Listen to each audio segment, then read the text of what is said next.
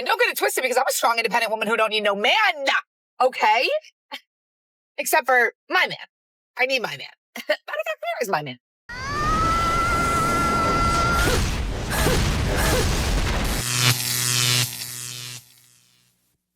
Welcome to The Wall. Would you be okay with a female coworker calling your house at 3 a.m.? Today, we look at how that exact thing happened to a married man. He gets a suspicious call, his wife reads the messages, and the drama explodes. Was it a real emergency or something sketchier? And it doesn't stop there. We'll also take a look at some everyday feminists complaining about men and repeating rights they won decades ago, all while ignoring the current reality. We want you to smash that like button. Let's make this new year the one we hit 200,000 subscribers. Don't forget to leave a comment. It helps wake more men up. And with that said, let's get started. Would you crash the f out if your husband got a text like this from a random number at 3 o'clock in the morning, only for you to find out that it's actually his female coworker that's texting him? Now, if anybody texts my man that late at night, it's gonna be a problem, because ain't nothing open at that time but legs. Mind you, this man has been away on business for the last week, so whenever you ask him, like, hey, who is this? He's like, oh, that must just be Cece. Who the fuck is Cece? He's like, that's my coworker I've been telling you about. I don't remember that. I just assumed all of his coworkers are always men. I just assumed it was a man. I'm like, why is she texting you at 3 o'clock in the morning? He's like, she must just still think I'm alone in my hotel room. Huh? What? I don't care where you at. Why do a female feel comfortable texting a married man at any time of the night? Like, you had to be entertaining her and making her feel comfortable to do something like that. She not just doing it out the blue. I'm like, that doesn't make me feel good. That doesn't make me feel good. He's like, she's nothing to worry about. I'm like, why would she be texting you up? Like, that's notorious booty call language. He's like, yeah, she's probably just drunk. Being drunk makes it worse, because we already know what drunk texts mean. I'm like, why is she texting you? He's like, you know, she's been going through that divorce I was telling you about. And, you know, she technically doesn't want it, but he does. So she texts me randomly, asks me for advice and stuff. Advice? Oh, advice. I'm like, what do you mean? Well, text her back. He's like, no, it's late. Like, I don't want to talk to her right now. And I'm like, that's weird. Like, that's weird. Don't nobody need no damn advice at 3 o'clock in the morning. Come on now. He agrees that it's weird that she was texting him, but, you know, this man pretty much is like, okay, it's time to go to bed. He rolls over and starts snoring. Mind you, I'm sitting there thinking, what is going on? Like, I feel like someone just like stole the Declaration of Independence and I'm trying to solve it at this point. And all of a sudden a little ding comes through again on his phone. And it's her once again, and she sends a question mark because obviously my husband's read receipts are on and she can see that he's read the message. So obviously she's expecting a reply. And I would have politely replied back to her as the wife. Like, what y'all think? What y'all would have did? This has a second part we'll get to in a moment. And yeah, maybe this brother's just really good at giving advice. So good they call him at 3 in the morning. But all jokes aside, the situation is actually pretty serious. Because the woman didn't just message once, she kept pushing. And let's be honest, no one calls at 3 a.m. just to ask for advice.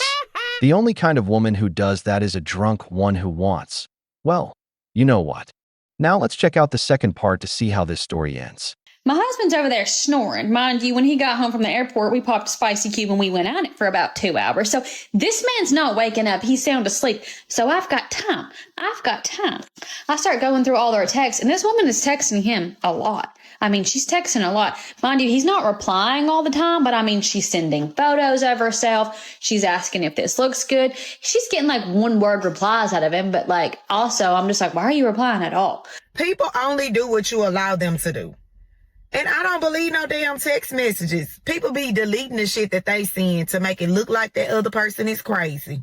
Like, it's weird to me that she thinks that she can text you like this. I'm like, does she not know that you're married? I would never text a married man, first off, but like, second off, you up at 3 o'clock in the, that's weird. That's Girl, some of these women don't give a damn. They want what you got. So, baby, they coming forward. And on top of that, he made her feel comfortable, so it ain't just her. Weird. So I'm crashing out and I'm like, I think about texting her back, pretending to be him, but I decide I'm just going to read all their text messages, see what's going on. It doesn't seem like he's entertaining her too much, but also he's entertaining it. Nonetheless, Mans is entertaining it. Well, I look her up on Facebook. She's beautiful. Don't get me wrong, she's a beautiful woman. But there is no sign of a husband anywhere on her Facebook profile. And I think that's pretty odd, right? Pretty odd. Well, you have it. Now it's time to wake his ass up with a cold bed shower. Y'all drop some comments and let me know what y'all feel about this one. Stop it. Get some help. You already know how hypergamy works. Women tend to go for men with status, power, and stability. If that man happens to be her boss, she sees him every day, he carries himself with confidence. And on top of that, he's attractive. Then her logic is simple. Why look elsewhere when I can try to take him from someone else? That explains her persistence. Now, none of this justifies the situation. A married man has the responsibility to set clear boundaries from the start. Still, let's be honest. She's doing her part, testing the waters, going after something that was never hers to begin with. And while there's debate about privacy, whether he trusts her enough to leave his phone unlocked or she decides to check it, there's one point that isn't up for discussion. A call or message at 3 a.m. is not innocent. No one's asking for advice at that hour. What they're after is attention, or they're hoping something else happens. Now the question is for you.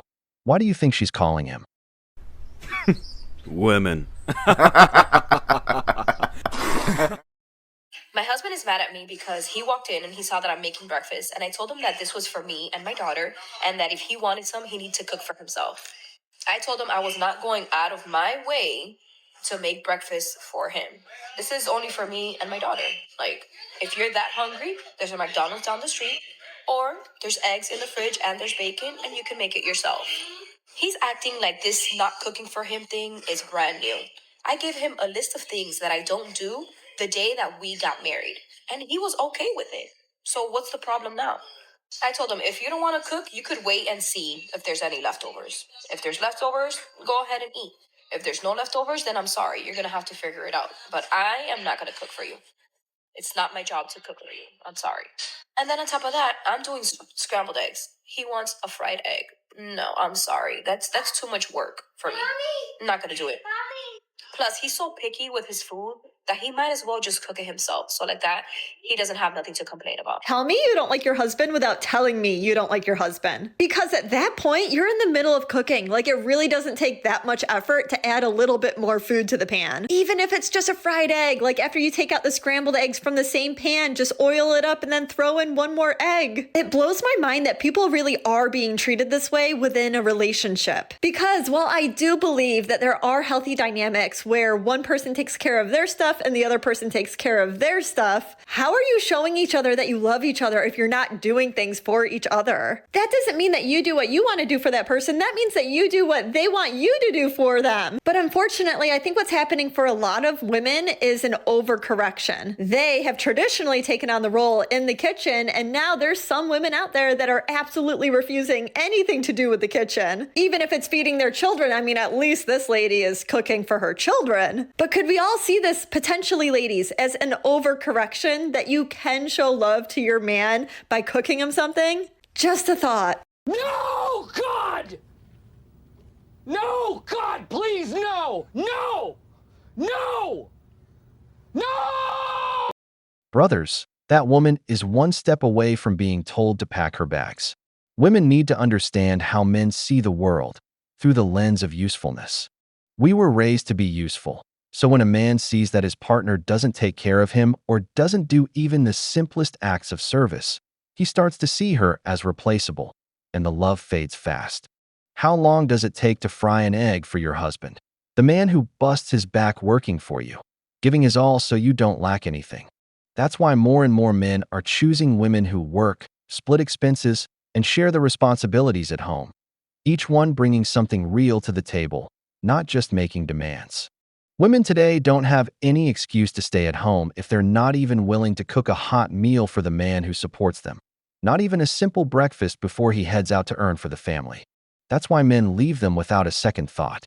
Do you know women's cortisol levels drop 35% when they've been living by themselves for 3 months or longer? This is done by research by Joe Dispenza. And I can tell you, like, after being in partnership and living with men for so many years now, and now living on my own in my own apartment, I have never felt peace like this in my life. And this is not a slander against men or anything. I'm just telling you, the peace that I feel right now is unmatched. I feel like I can think. I feel like when I'm out in public, I'm more relaxed. I'm walking more confidently. I'm walking slower. I feel clearer about what I want to do with my future. I know what I need to do with my day. I can work longer hours because I'm not so stressed out and caught up in somebody else's mood and what somebody else expects of me. I don't feel like I'm not enough.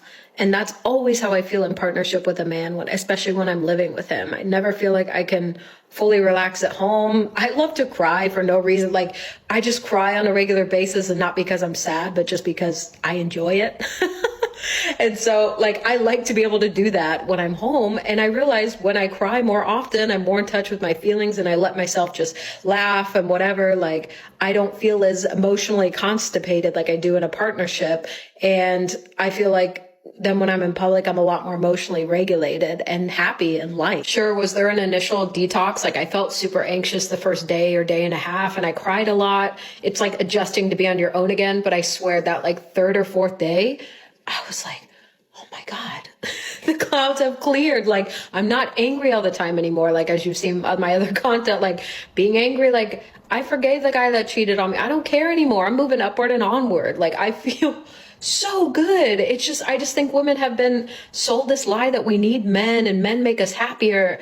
Cause you cannot contest the way that you feel when you're by yourself. As a woman, it feels just euphoric. And the last time I was by myself, it was after another breakup, and I was traveling around the world, and I equated it to just, living off my savings and traveling and, not having any obligations or being in Thailand. But I think it was just being alone. That's why I was so happy. And what's crazy too is when I was in a relationship before, like, I would always be thinking like, oh, I need to go do social stuff. I like this obligation, like, okay, I need to go make friends. Now I don't care. Like, I feel so happy just not doing anything and going and doing stuff on my own. And I'm naturally wanting to just go to, I went to a Zumba class today and saw a girl I hadn't seen in forever. And we're like, oh, let's meet up and whatever. Like, things just happen more naturally. They're not as forced. And I don't feel this constant rumination in my head that I felt when I was living with a partner. And if you want to watch the whole video of this, it's Why Women Who Live Alone Are the Happiest by Joe Dispenza. Look that up on YouTube. It will completely change your mindset. I've just been thinking how amazing my life has become the last 4 years, because I finally am not thinking about a man, like, at all. I don't cater my life to a man, and I only allow individuals that are respectful and kind, and I ignore and completely cut off the toxic individuals. Men, in a lot of ways, are very toxic to a woman's life. They emotionally manipulate you, they waste your time, and they play with your emotions. When you look back on your life, ladies, I promise you a lot of that time you spend with men, you're going to realize you wish you hadn't. You're going to wish you put that into playing the violin, starting a business, becoming an artist, getting your own place so that you can be the boss of your own life, having your own finances, your own car, get your own stuff. The days of finding a provider man are over. This isn't the 1950s. That way, a man has nothing to offer you except for one thing, real love. And that's going to be hard to find. But in the future, it's up to us women to find only higher conscious individuals to mate with. And right now, a lot of you are still blind to the manipulation games, are still getting your time wasted, are still cooking and cleaning for these men who give you nothing in return, who show you fake love while they're looking around like the wild animals and lower conscious humans they still are. We are reaching a point where the men need to step up their game because we're growing and expanding. Everybody is growing rapidly right now. And women are not tolerating any form of disrespect, rudeness, cruelty, aggressiveness, or time wasting from a man. And a lot of women will choose to be single because we have many ways to fill our time with company, with our business, with real people who love us. We don't feel so empty.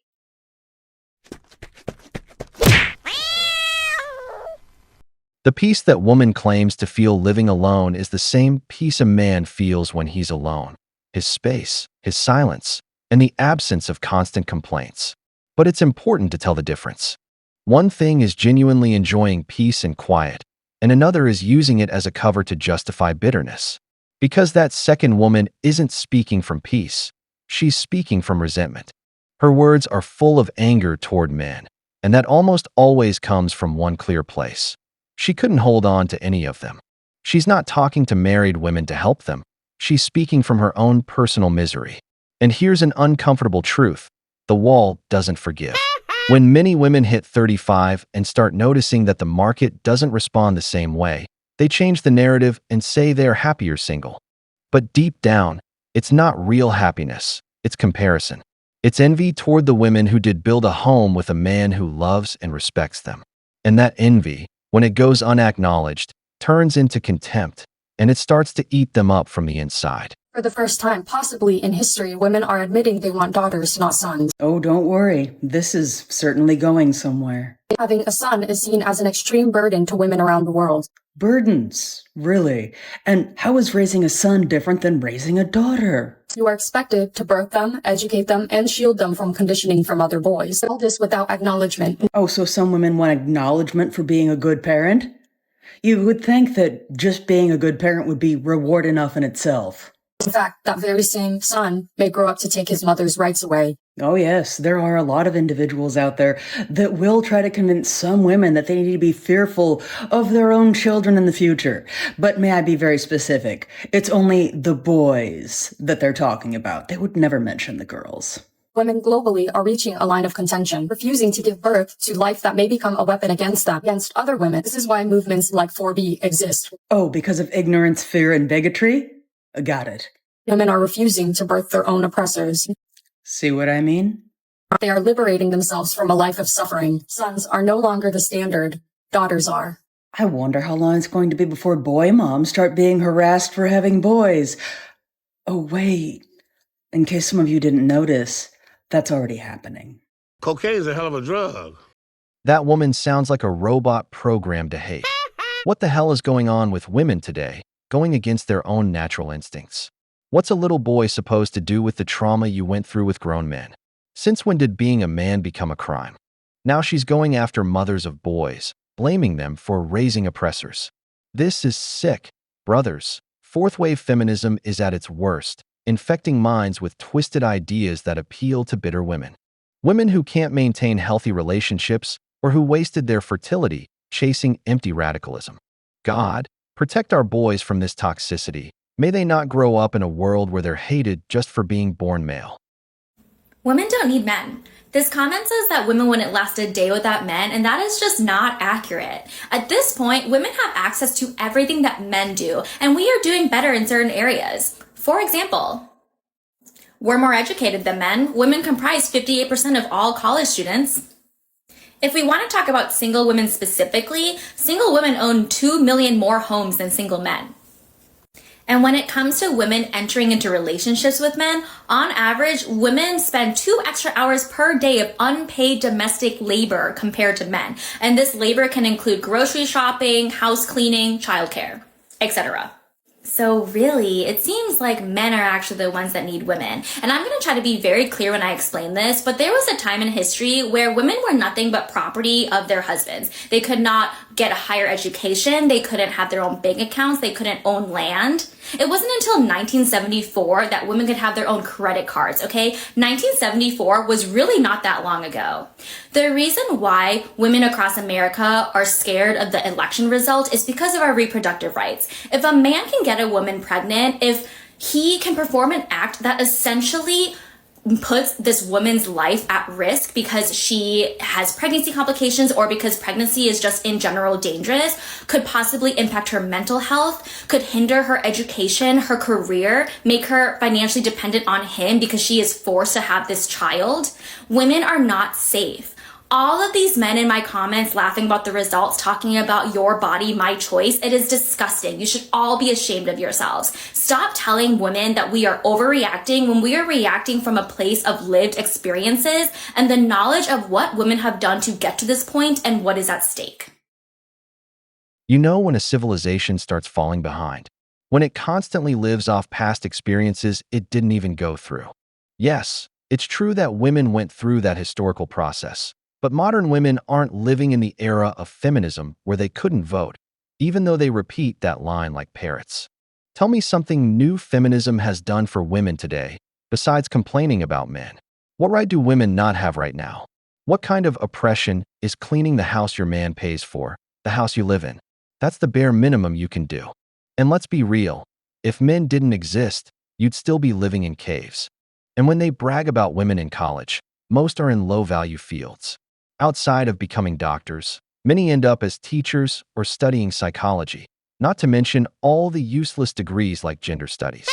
Look at engineering, science, math, civil engineering, or construction.